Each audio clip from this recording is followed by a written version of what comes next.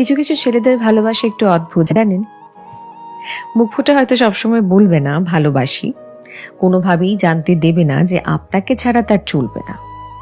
কষ্ট পেলে হয়তো চোখের কোণে জল থই থই করবে না, হয়তো আপনার সাথে রোজ একটি করে ছবি পোস্ট করবে না, লোক সমাজে গদগদ হয়ে হয়তো এটা জানাবে না যে আপনার সাথে সে কতটা সম্পূর্ণ, কতটা ভালোবাসে তা হয়তো এক্সপ্রেসও করতে পারবে না ঠিকঠাক।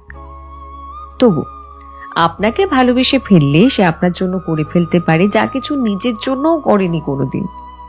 আপনার পৌঁছতে দেরি হলে ঘন্টার পর ঘন্টা ঠাঁই দাঁড়িয়ে অপেক্ষা করবে।